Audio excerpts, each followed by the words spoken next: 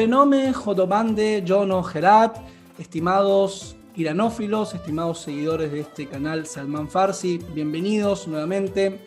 Como ustedes saben, hace pocos días pasó un hecho que realmente es de gran importancia,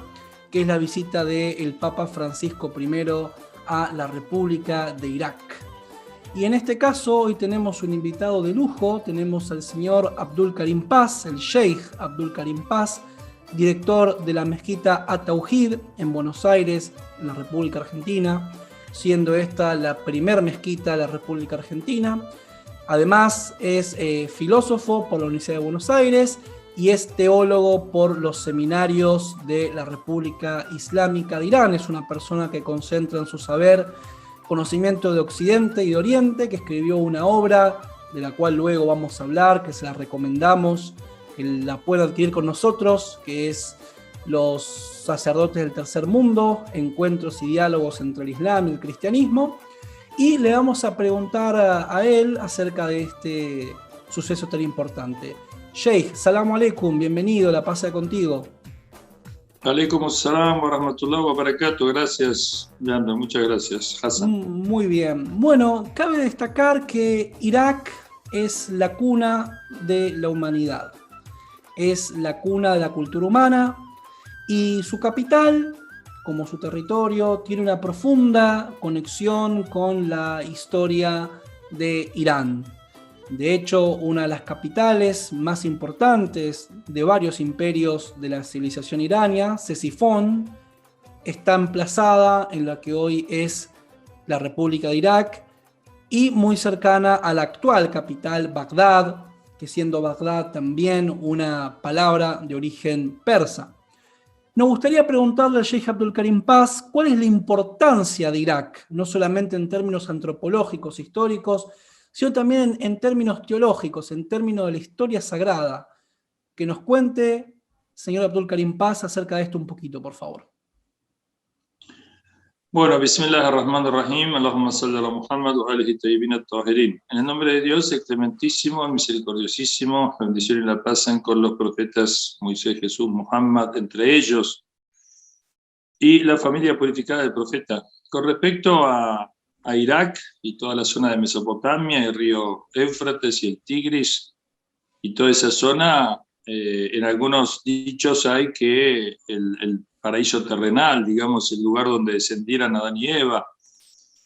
toda esta zona, digamos, entre Mesopotamia y la Arabia, la Meca y Quds, el Jerusalén, toda esta zona es de una centralidad en la historia sagrada por justamente la centralidad geográfica que representa en un mundo donde en la antigüedad no había los transportes que hay hoy en día. Por lo tanto, el tema de la centralidad geográfica era trascendente, porque imagínate, si ponías a alguien, un profeta en una punta del mundo, obviamente su prédica tenía mucho menos chances de expandirse. Más allá de que en todo continente y en toda tierra hubo profetas, pero estos que mencionamos son los más grandes, los más importantes. Moisés, Jesús, Muhammad son fundadores de las tres versiones. En realidad es un único mensaje, un único Dios. Son tres profetas que predican lo mismo y trabajan para el mismo Dios y trabajan para la humanidad. Pero digamos, de alguna manera han dado lugar a las distintas interpretaciones conocidas como judaísmo, cristianismo e islam. Ahora, Irak, por ejemplo, en Kufa, cerca de en Najaf, está enterrado Adán, y en la mezquita de Kufa está donde se posó por un momento, no definitivamente que fue por la zona de Turquía, sino en un momento se posó la nave de Noé. Vos cuando visitás Kufa tenés toda la historia sagrada, digamos, ahí representada en esa gran mezquita por todos los profetas que rezaron allí, y esa centralidad sagrada que tiene Abraham, estuvo ahí, Moisés, Jesús, todos estuvieron ahí, el profeta Muhammad, el imam Ali, los imames, el imam Mahdi, alayhi salam. Vos tenés que, en la tradición sagrada, Kufa va a ser el centro del gobierno mundial del imam Mahdi, por lo tanto, junto con Qom, pero la centralidad está en Kufa. ¿Por qué Por lo que, en rigor, cuando hablamos de Mesopotamia, cuando hablamos de Irak, estamos hablando de pasado, presente y futuro, de una enorme trascendencia. Por lo tanto, nosotros que sabemos teológicamente que Jesús, en su aparición, que si Dios quiere es pronta, y cuyos signos son también cada día más evidentes, secunde o auxilia al Imam Mahdi, cuyos signos de aparición son también cada día más evidentes, el acercamiento cristiano-islámico es una cuestión irreversible que vamos a ver de acá en más, cada vez más fortalecida, cada vez más cerca una de otra, cada vez más de conocimiento mutuo, como preparación necesaria para el advenimiento de los dos grandes líderes, el Imam Mahdi y Jesús, hijo de María, que la pasa con ellos, que van a llenar la tierra de justicia. Por lo tanto, este viaje del Papa es un viaje, a ver, al líder Ayatollah Sistani, es un viaje en dirección a la centralidad del plan de Dios en la tierra, la centralidad de la historia sagrada. Es un viaje muy bendito, sin duda. Es parte de una señal de los tiempos. Para un lector que más o menos tenga información se da cuenta de esto. El Papa insistentemente decía que tengo un llamado para ir a Irak. Es decir, es como si estuviera hablando de una suerte de vocación cuasi o totalmente mística, te diría, si no solamente fundada en información y en necesidades geoestratégicas, políticas, de difusión de la fe y de apoyo a los cristianos, sino además había algo más que se vio plasmado en la visita de Ayatollah Sistani. Bien, perfecto, excelente, muchas gracias. Hace aproximadamente 1000 años, un milenio, se daban las cruzadas, ¿sí? Una movilización en lo que es el momento era la Christianitas, la cristiandad, que avanzaron frente a la cristiandad oriental, como usted bien explicó en otro video, contra los musulmanes y también contra los judíos que vivían en el Medio Oriente. Fue un encuentro donde, si bien hay cosas muy rescatables, fue un proceso político, histórico, complejo, donde lamentablemente se derramó mucha sangre y quedó como un antecedente de las relaciones entre el cristianismo y el Islam. Mas hoy tenemos 1000 años después de ese hecho, un viaje de el Papa Francisco I, Papa de origen argentino, es decir, de un lugar periférico en la cristiandad, que viaja a Irak no solamente con el objetivo de visitar a los cristianos, a la comunidad cristiana de Irak, sino también de visitar al Ayatollah Sistani. Es decir, es un encuentro histórico entre el cristianismo y el islam que es muy importante. Y más teniendo en cuenta que por lo general las últimas acciones diplomáticas, los últimos encuentros entre el Papa con el Islam fueron con la vertiente sunnita. Como así también cabe destacar que por lo general Europa y la cristiandad tuvo sus encuentros fortuitos o desafortunados con el sunnismo, pero esta vez el Papa va al corazón del mundo islámico en son de paz y a ver a uno de los líderes más importantes del chiismo. Nos gustaría, señor Abdul Karim Paz, que nos cuente un poco más acerca de la importancia histórica y trascendental, dado que es su área, la teología, de este encuentro entre el Papa Francisco I y el Ayatollah Sistani. Bueno, sí, en primer lugar hay que decir que el occidente judeocristiano grecorromano de alguna manera se relacionó con el mundo islámico con distintos enfoques o distintas formas. Una de ellas, muy desgraciada, fue la guerra, fue las cruzadas, fueron los choques de ambas partes. Pero bueno, en el caso de las cruzadas, realmente fueron, como bien dijiste, no solamente contra judíos y musulmanes, también fueron contra cristianos ortodoxos. En Constantinopla se hicieron muchas matanzas también contra otros cristianos mismos. Por lo tanto, ese espíritu era un espíritu bélico, era un espíritu más de de lucha de botín, de conquista, digamos, por supuesto arropado con objetivos en principio aparentemente religiosos para movilizar a la gente, pero frente a esa manera virulenta, esa manera sectaria, dogmática, incluso criminal, digamos así, del enfrentamiento, y no queremos decir con eso que únicamente hubieran ocurrido del lado cristiano, también desgraciadamente hubo ejemplos del lado islámico que lo sufrieron los buenos musulmanes, como el caso de la familia del profeta, que sufrió a manos de las dinastías Omeya y Abásida tremendas persecuciones y matanzas, y por supuesto ese espíritu desgraciadamente prevaleció de un Islam deformado con relación a lo profético hacia adentro, pero también hacia afuera, y de alguna manera Europa también sufrió algunos avatares, aunque en términos generales mucho de la presencia islámica, sobre todo en Al-Ándalus, se rescatan muchos valores de convivencia y tolerancia, aunque tampoco podemos idealizar o decir que eso era el Islam del profeta, lo mismo que tampoco podemos decir que el cristianismo europeo era el cristianismo de Jesús. Por algo el Papa Francisco está llamando a una vuelta a Jesús. Evidentemente se han alejado de Jesús y es obvio. Ahora, volviendo al tema,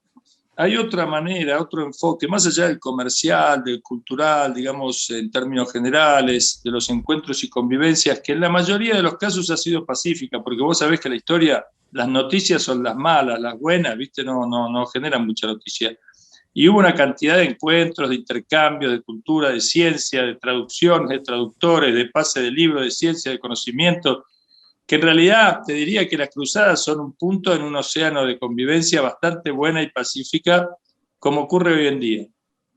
donde las comunidades cristianas habitan el mundo musulmán y viceversa, y en términos generales los pueblos a veces se llevan bien, salvo que vengan algunos vientos malos por intereses non santos. La verdad que la convivencia en general siempre es bastante buena, digamos. Ahora, otro enfoque que marcó un sello en la historia fue el Francisco de Asís, el santo, que justamente por su santidad y su fe y su coherencia marchó a los territorios islámicos para contrarrestar ese enfoque de las cruzadas con un enfoque evangelizador del amor, del respeto, del diálogo, de la solidaridad, de la ayuda, de la caridad, y marcó un sello en la época. Vos pensás que Francisco, el santo, no había medios, no había transportes, nadie podía difundir demasiado lo que él hacía, él iba caminando, se exponía, y de hecho fue muy bien recibido por el sultán al-Malik, Kamel, y realmente lo dotaron de muchos regalos, liberaron a muchos cristianos prisioneros, y no tuvo ningún problema en encontrarse directamente con la máxima autoridad en Egipto y tener un muy buen diálogo y sellar una suerte de amistad, que eso lo va a rescatar el Papa Bergoglio, poniéndose ese nombre, justamente fortaleciendo la dimensión pacífica de los encuentros de ideas, culturas, religiones, civilizaciones, y en ese sentido hay que reconocerle coherencia a Francisco, porque, bueno, cuando habla de tender puentes realmente lo tiende con todos. Inclusive yo tenía una versión de que le piden de muchos lugares a Francisco que los vaya a visitar, como el caso de, por ejemplo, uno de los casos de Ávila. Y él dijo, no, ustedes ya están, tienen conocimiento, yo voy a ir a los lugares que no hay puentes, que se han roto los puentes. Creo que la venida de Francisco, vos fíjate que Francisco, con su sola acción de visitarlo a Ayatollah Sistani, destruyó décadas de desinformación y de mentiras y falsedades, tales como que nosotros la hemos escuchado en nuestro medio inclusive, que el chiismo no es Islam, que el chiismo es ajeno al Islam, que el chiismo es un invento de un judío, que el chiismo es un invento de los iraníes, que el chiismo es un islamismo de corte fundamentalista político, que el chiismo es el enemigo del Islam, dicho por algunos wahhabis, ni siquiera todos, pero algunos. Y todo esto se desvaneció porque el Papa legitima como interlocutor válido, al cual además llena de elogios,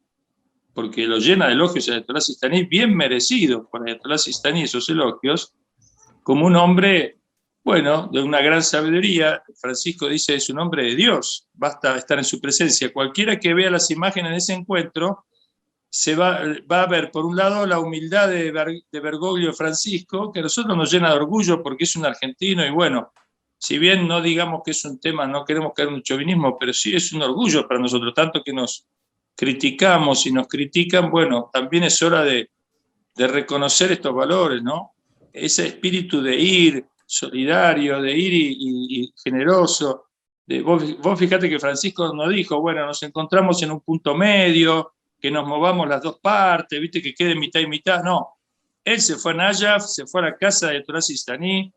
y bueno, y ahí vos lo ves la cara de Francisco mirándolo, un hombre lleno de admiración, digamos, con total humildad, no se pone en un gesto de que, bueno, yo soy una autoridad y, bueno,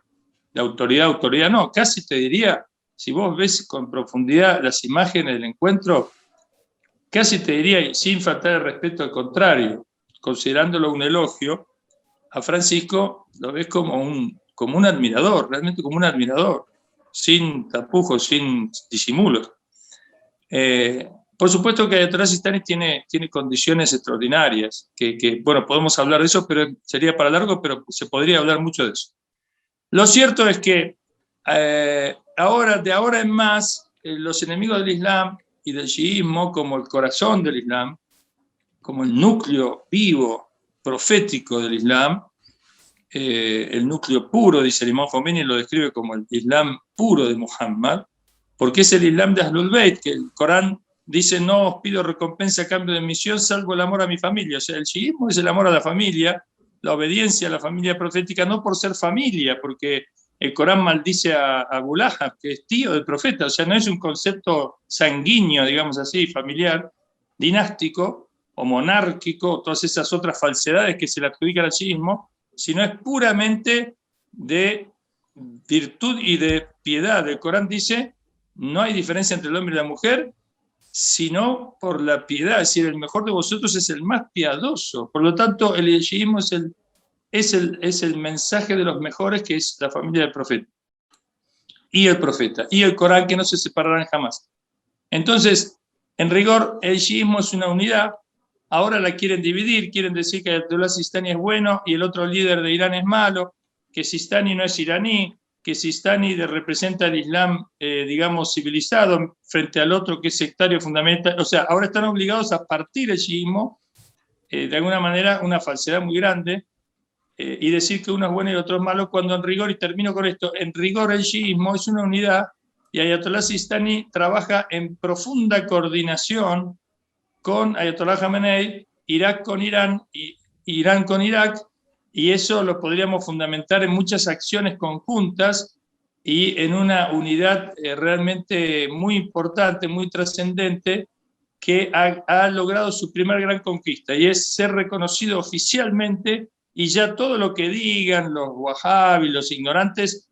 y repito, algunos wahhabis, porque puede haber wahhabis confundidos, o wahhabis que, bueno, que no sepan, que no conozcan. Eso ocurre mucho en nuestro medio, donde los primeros musulmanes, la gente que va conociendo el Islam todavía no tiene una formación completa de todo el mundo islámico, de todas las creencias, de todas las doctrinas, y se puede equivocar. Bueno, pero no me quiero extender para que siga la forma de diálogo. Perfecto, muchísimas gracias. Realmente muy esclarecedora esta respuesta. Recuerdo a un sacerdote católico argentino, el padre Javier Olivera Rabasi, que en una clase sobre Islam decía que, bueno, el sunismo sería un Islam democrático y el chiismo un Islam dinástico. Justamente usted acá acaba de aclarar algo muy importante, que es una confusión que lamentablemente muchas personas en nuestro medio hispanoparlante tienen, ¿sí? Es decir, la línea sucesoria del chiismo se extiende por una orden divina, se extiende por rangos espirituales y éticos y no por una cuestión sanguínea. Creo que rescato ese punto que me pareció de suma importancia. y adentrándonos un poco en profundidad con el Ayatollah Sistani, me gustaría destacar que el Ayatollah Sistani, como indica su apellido, es una persona de origen iraní. Es decir, Sistán es una zona que aparece en el Shahnameh de Ferdowsi en varias oportunidades y que hoy es una provincia en el sureste de Irán, ¿sí? Que comparte políticamente el rango de provincia con otra zona que es el Baluchistán. Baluchistán y Sistán es una provincia, ¿sí? Que en su momento eran dos y ahora son una, por razones de índole político, pero Ayatollah Sistani es una persona de ese origen y creo que es importante destacarlo, ¿no? Eh, digamos, dada la trascendencia de los iraníes en el Islam, no solamente en el chiismo, sino en todas las corrientes del Islam, los iraníes han tomado un rol bastante protagónico. Y el Papa Francisco I en el avión, volviendo a Roma, decía que el Ayatollah Sistani lo describió como un hombre sabio y como un hombre de Dios.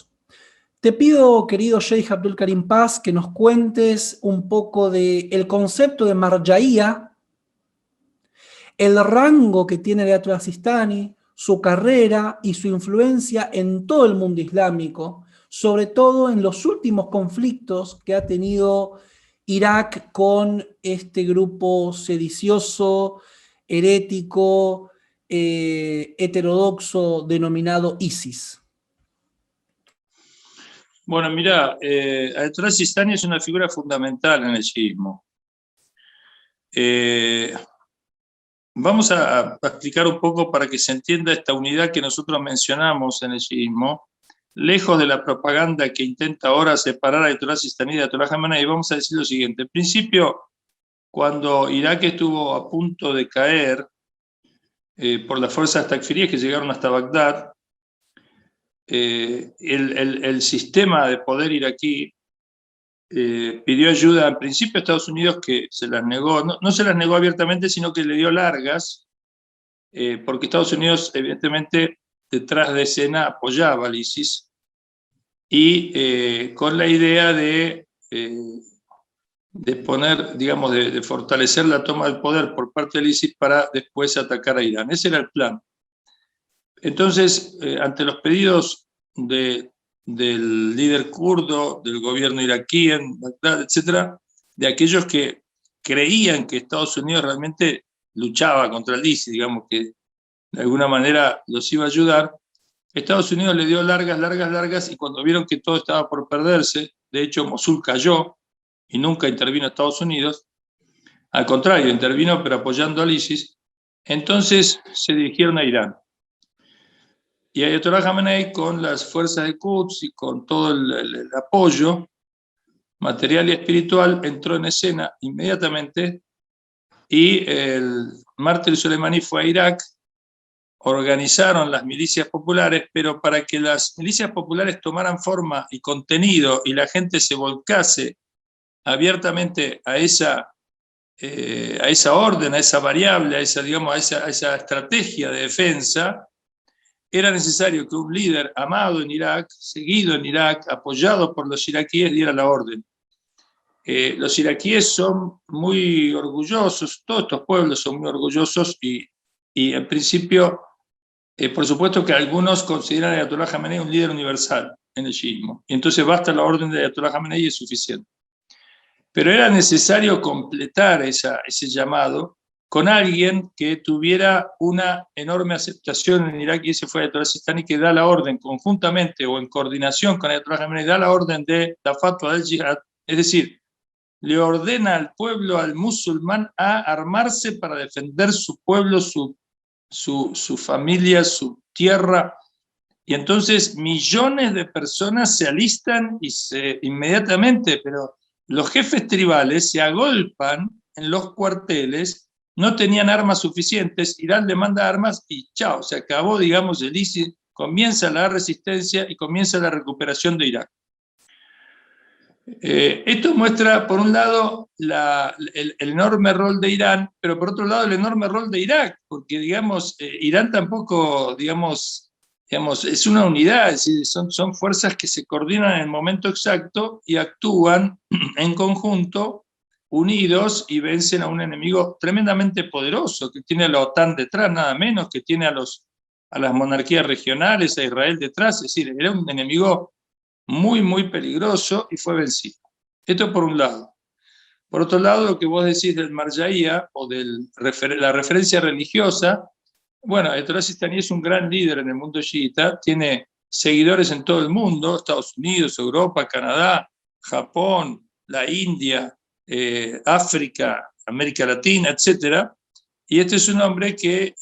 si uno se pone a pensar,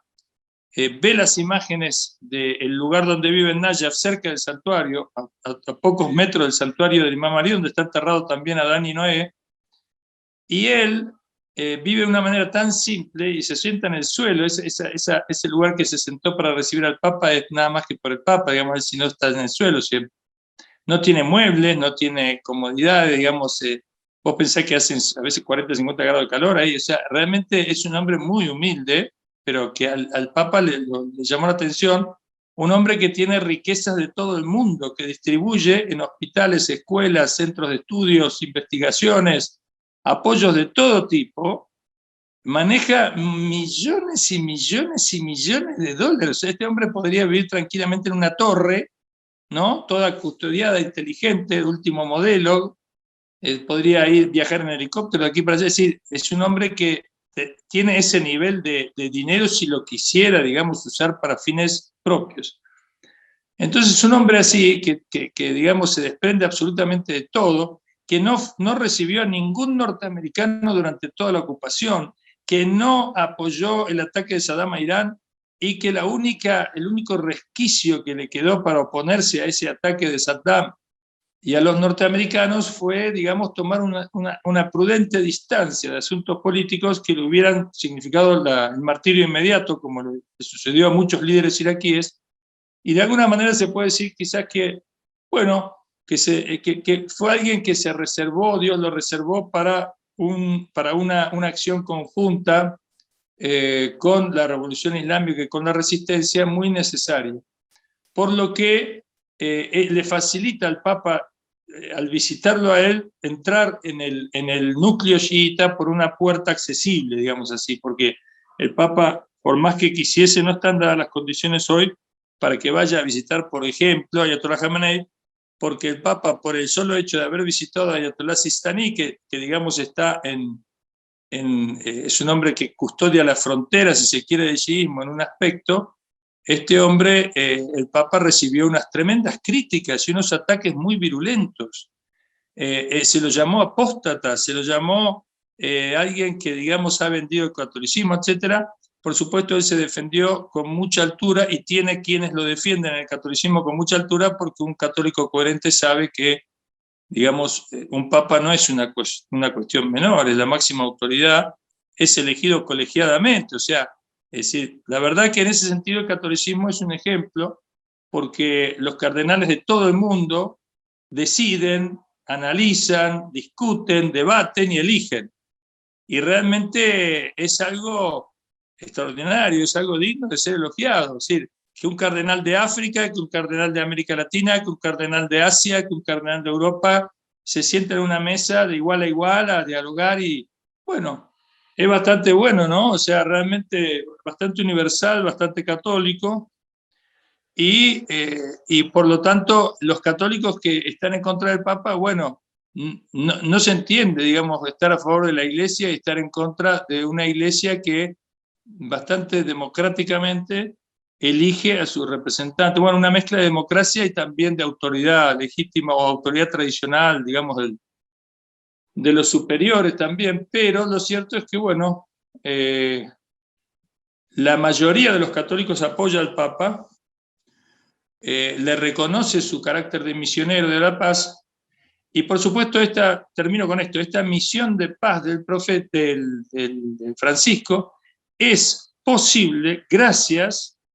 a la resistencia frente a la agresión y los opresores que ejercen los creyentes abrámicos, entre los cuales también hay cristianos que tomaron las armas en defensa de Irak, y que sin ellos y sin su sacrificio y su sangre, la misión de paz de Francisco quedaría en algo abstracto, sin cable a tierra, sin concretarse, porque, digamos, el mismo Papa Francisco reconoce que el mundo está cada vez más amenazado, más atacado, la paz cada vez más manchada de sangre, y si no hubiera quienes defienden, como dice el Sagrado Corán, si no fuera porque Allah, Dios, levanta a unos creyentes frente a otros agresores, no quedaría en la tierra lugar para adorar a Dios realmente. Entonces, es una perfecta combinación. Yo te diría, y concluyo con esto, así como la resistencia cuya cabeza del resurgimiento del Islam es el Imam Khomeini, es Ayatollah Khamenei, sin dudas, necesita y se complementa con el liderazgo de Ayatollah Sistani como parte de ese esquema. Yo te diría que todo este esquema se complementa y se coordina con el Papa como una suerte de vocero y defensor, dentro de sus capacidades, de la línea multipolar, del poliedro, de los encuentros, del diálogo, pero el diálogo real, o sea, sin excluidos, como quiere aparentemente aquellos que hablan de un diálogo con exclusiones, y justamente exclusiones de los oprimidos, de los agredidos y de los más fuertes espiritualmente. Muy bien, realmente muy esclarecedora esta respuesta también. Me gustaría hacer una reflexión sobre esto que usted nos está explicando tan pacientemente, y es la siguiente. Desde el año 2003, con la invasión de Estados Unidos a la República de Irak,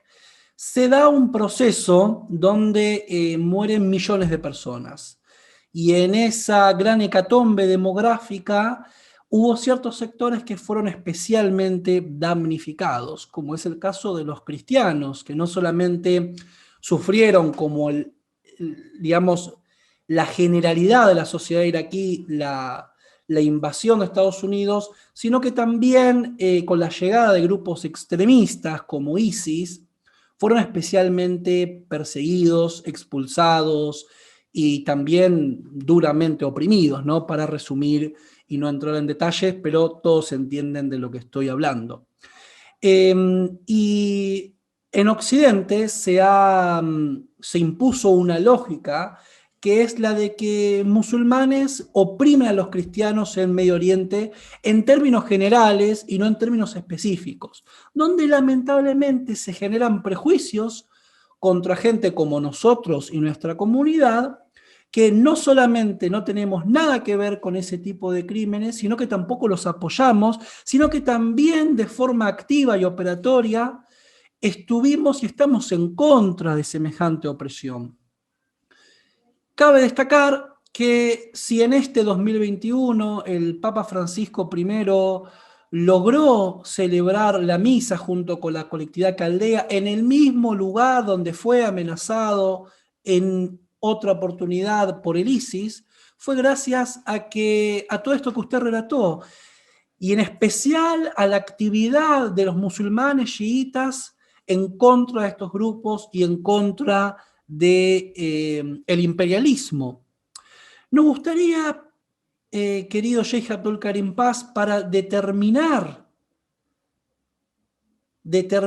una cosa de otra, que nos cuente por qué el así denominado Estado Islámico, ISIS o Daesh, no es ni un Estado ni es islámico. Sí, en realidad el ISIS es un rejunte de mercenarios y de personas fanatizadas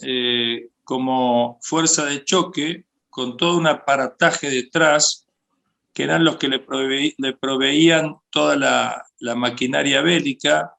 todos esos autos Toyota que veíamos, la compra del petróleo que robaban,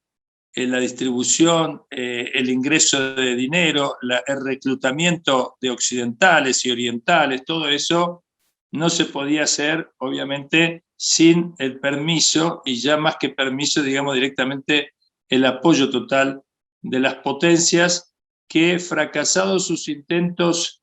de dominar el mundo islámico con agentes del tipo de Saddam Hussein, por ejemplo, derrocado, caído, en desgracia y vencido,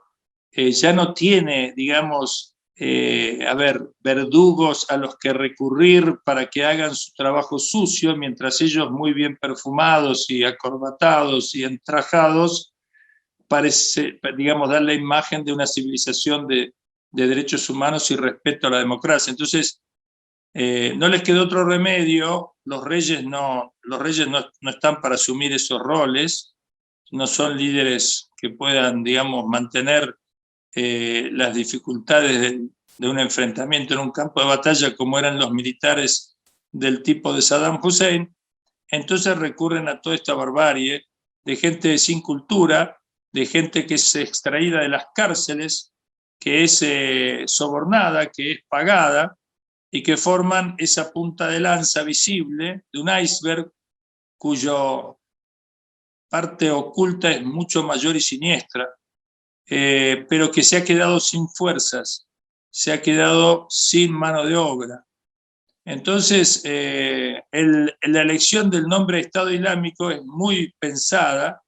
justamente para hacer dos tipos de asociaciones que con la logística del apoyo mediático hegemónico de corte sionista y de corte fundamentalista del tipo pseudo cristiano, digamos así, como el sionismo es pseudo judaísmo, no es judaísmo real, armaban esos videos que, por ejemplo, medios como Infobae en Argentina gustaban de dar a conocer con lujo de detalles, donde el ISIS asesinaba y degollaba, violaba o incendiaba vivos a cristianos, haciendo creer de que justamente lo que buscaban, por un lado, apoyar esa fuerza de choque, por otro lado, mostrarla como la barbarie,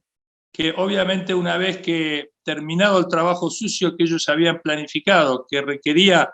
la toma de Siria e Irak como introducción al ataque a Irán, terminado el trabajo ahí le iban a tirar una bomba, digamos, seguramente iban a acabar con ellos porque son impresentables para ellos mismos también, y como todo verdugo que hace su trabajo sucio después debe ser eliminado porque si no se convierte en una amenaza para el propio dueño. Ahora, una de las asociaciones que se buscaba era la de presentar, como dijiste vos, el Islam contra los cristianos, pero lo cierto es que por cada cristiano que mataban miles de musulmanes, pero claro, los medios hegemónicos no lo mostraban, es decir, que la mayor víctima de ese engendro terrorista eran los propios musulmanes, y no los cristianos que eran el margen de la víctima, digamos, estaban al margen de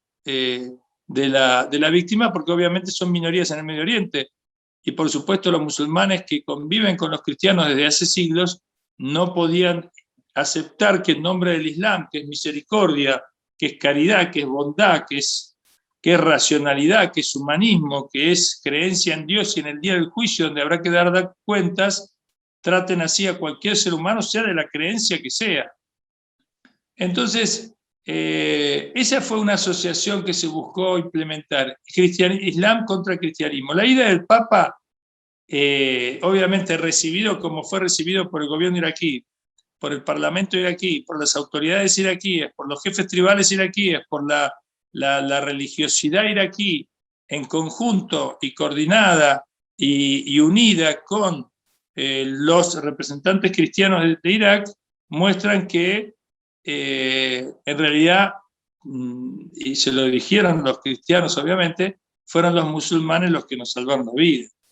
Es decir, fueron los creyentes, y en especial los chiíes, pero no solamente los chiíes, los que nos salvaron la vida. Por lo tanto, todo eso era una gran mentira, y el Papa con su visita, con sus elogios, de alguna manera plasmó de que hay obviamente una diferencia entre el pueblo creyente de Irak y estos terroristas. La otra asociación que se buscó plasmar, muy digamos, sutil y groseramente al mismo tiempo, pero era que este engendro llevaba el nombre de Estado Islámico. El mensaje o metamensaje era que cuando el Islam toma el poder y se constituye en Estado, es esto. Y esto es el Islam. Es decir, el Islam político es una aberración. Por lo tanto, queda el Islam espiritual, marginal, secular, que no se mete en política. Este fue un metamensaje que por supuesto, bueno, todo esto, gracias a Dios, fue eliminado por la resistencia y el heroísmo del pueblo iraquí, del pueblo iraní, del pueblo sirio, como lo está haciendo el pueblo yemení, como lo hace el pueblo palestino a diario, pero que desgraciadamente justamente la cobertura de los grandes medios en rigor está ayudando y es un soporte mediático muy fuerte de estas agresiones. Porque si mostrasen la realidad, los pueblos de América, los pueblos de Asia, los pueblos de África, los pueblos de Europa o de Estados Unidos no tolerarían semejantes aberraciones que son apoyadas mediante la inversión en armas, el despliegue de tropas, bases, portaaviones y todo lo que hace Estados Unidos para ayudar a su aliado, entre comillas quiero decir, a su aliado Israel y a su aliado Arabia Saudita, entre comillas, judaísmo e islam, ¿no? Como su representante. Bueno, creo que esto cada vez es más visible para todo el mundo y estamos en vísperas de grandes victorias y el retiro total de las tropas invasoras de Estados Unidos de la región, lo cual va a traer un mundo islámico cohesionado, que es un excelente mensaje para América Latina. Porque si un país, Irán, ayuda a todo el mundo y ayuda a América Latina, como hemos visto, ejemplos muy concretos, imagínate un mundo islámico liberado, unido. Digamos, no hay fuerza mundial que se le pueda oponer a este poder, que es un poder pacífico, justo,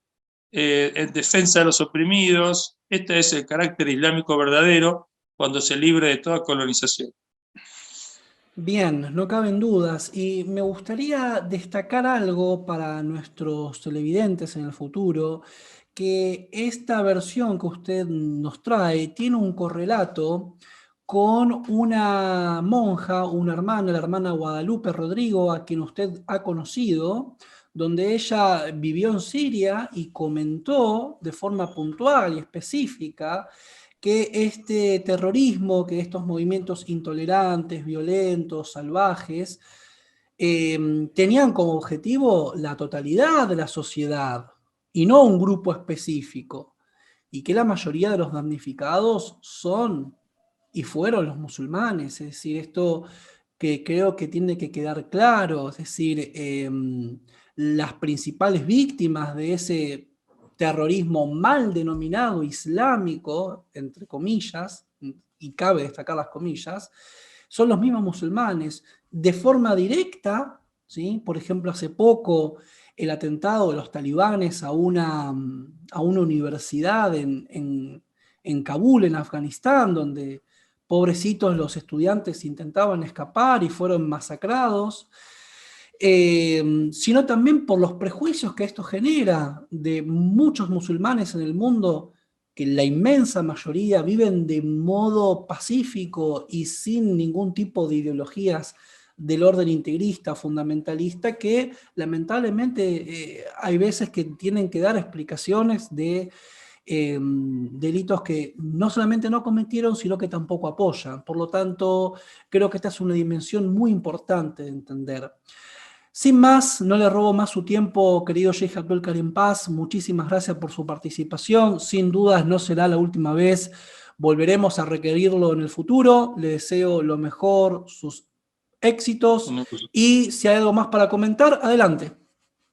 Sí, una cosita que yo quería decir, que mencionaste bien el ejemplo de Guadalupe Rodrigo, que es una monja argentina que estaba en Siria de mucho tiempo en misión misionera, y ella dijo que en Siria no hubo ninguna guerra civil, lo que hubo fue una invasión, que la convivencia de cristianos y musulmanes era muy buena por siglos, y que realmente atacaron esta convivencia, y fueron los musulmanes quienes defendieron a los cristianos frente a esa horda de gente que venía de afuera, mercenarios, porque no eran de Siria, y un orgullo de que sea argentina también. Vos fíjate qué importante para nosotros los argentinos que dos grandes argentinos, bueno, uno que es papa y otra que es una monja dedicada a Dios, entregada a la adoración y al servicio de la gente, realmente se constituyan en grandes defensores. El Papa, cuando un hombre entró, un terrorista desquiciado en la iglesia en París y degolló al cura, que una cosa que fue aberrante, inmediatamente el Papa salió a la palestra a decir que el Islam, no podemos achacar esto al Islam, nosotros también tenemos locos de esto, y realmente son defensores de la paz y de la racionalidad, Y bueno, tenemos que estar orgullosos que son argentinos. Insisto, es un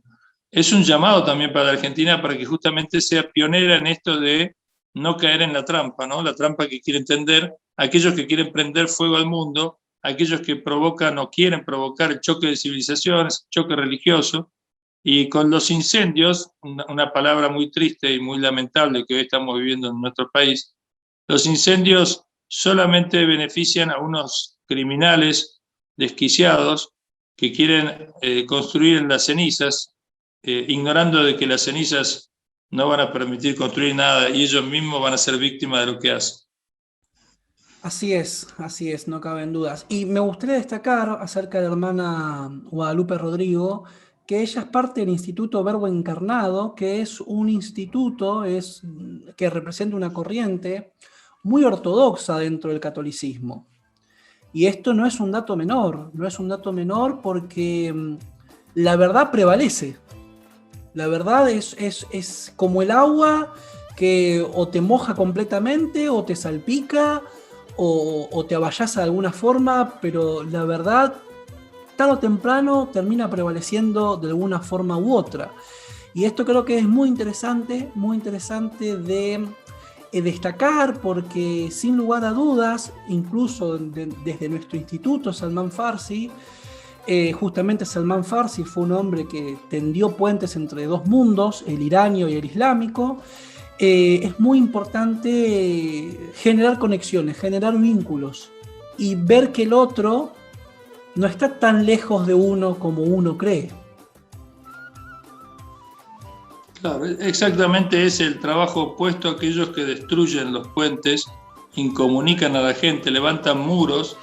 y hacen sus fechorías amparados en la impunidad de la desinformación de la gente, ¿no? Y el engaño y la mentira. Es justamente el camino de Dios o el camino de Satanás. La gente tiene que elegir y en la medida que tenga la oportunidad con medios como el tuyo y otros tantos, la gente naturalmente se inclina a la verdad y la verdad, como decís vos, es la que va a triunfar. Wal akhiratu wal aqibatu lil muttaqin, dice el Corán. El final es para los piadosos. Muchísimas gracias a Sheikh Abdul Karim Paz y bueno, nos veremos la próxima.